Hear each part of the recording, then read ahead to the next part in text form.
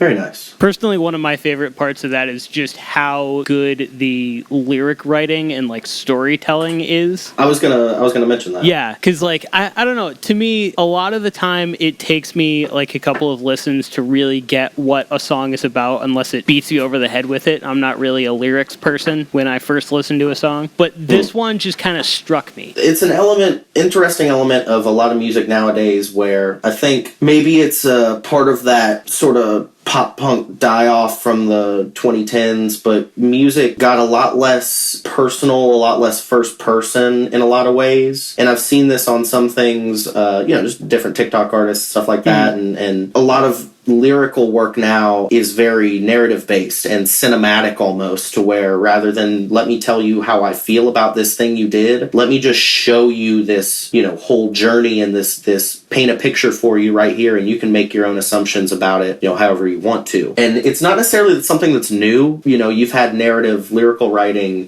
since the little ditty about Jack and Diane. Yeah. But to see the different sort of revolutions that musicians go through as songwriters and as lyricists, it's something that I'm totally interested in, because I was an English major in college. Okay. And writing is something that's always been close to me, and that's why our lyrical process in Cascadent is something that I hold very near and dear to my heart. It's something that I hold a lot of value in, and seeing the changes, and it's something that I went through myself too. A lot of my early songwriting and parallel to that time period too was very personal and very much like, here, let me split myself open and we'll just see what comes out. And that can be an easy songwriting method in a lot of ways, but it can also put you in a box because it's so personal and because it's so direct. And one of the things that I've found as a lyricist working on stuff now is taking yourself out of it, which one is so much easier to do when you're not necessarily the person singing all the lyrics. It's almost like they're an actor in some ways. It allows you to take yourself out of it and not take the things you're saying and writing down so personally, so you can instead focus on just crafting a better piece of art and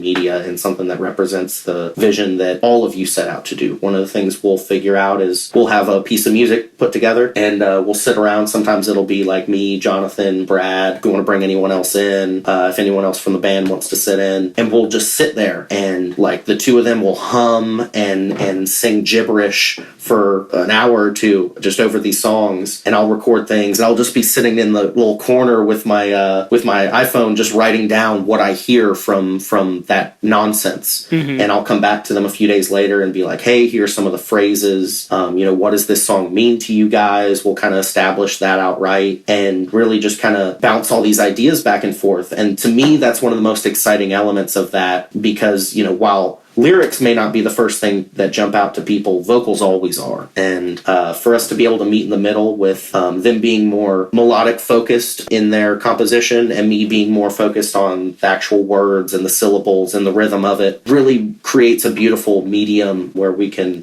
share something really special. I'm really proud of the vocal and lyrical work that we put together on these tracks. And I don't know if I've ever really felt like that before. Yeah, I feel like it's definitely a lot, like we kind of mentioned before, there's kind of like a bit of emotional baggage when writing lyrics a lot of the time. And I think that it's interesting the way that maybe that can be not necessarily alleviated, but displaced, maybe, if you're writing in the third person about two people or, whoever's in the story of the song, as opposed to inserting yourself into it. And I think maybe can lead to things feeling a bit more like easier for other people to imprint themselves onto it as well, because even if it's not a direct experience, it's something that people can relate to or understand, which I think is neat. But yeah, just generally the overall the storytelling and the rhymes and everything in this song just really hit me to my core when I listen to it. I like it a lot. Absolutely. It was a great track. And then, of course, it's also,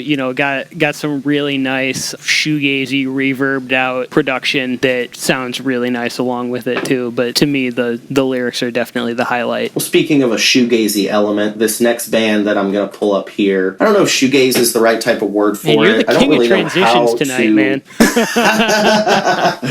I was thinking about it as you were talking about it. Just how can we bring this up? I was actually going to pull up someone else first, but I think this band sort of fits this next this topic of discussion a little bit more. It's one of the bands that I've discovered in the last year and a half. They are from all of these bands are from this Metro Atlanta area. It's flourishing with artists right now, so it was kind of hard not to just pick from there. Mm-hmm. They're called Strumbrush. I like to compare them to bands like a band that I really enjoyed. One of the first sort of local Atlanta bands that I had gotten into was called Balkans, from really only existed from 2010 to 2011, but I know their guitar player Frankie Broyles plays in a band called Omni, but is also in Deer Hunter. Oh, okay. And so one of the bands they remind me of, and I'm not even sure if they listen to them, is that Frankie Broyles kind of it's almost like a much cleaner version of the Strokes in that, but there's a more psychedelic element in this band. Really excellent guitar playing, composition. Jack Pace, Foster, two of the members of that band are just really great guitar players, excellent dudes, and I really do respect their songwriting a lot. Jack also plays in another local Atlanta band called Bice, which is really incredible. They just put out some stuff recently, but this next track from Strumbrush, it is called The Dark, and I believe they just put it out this past year.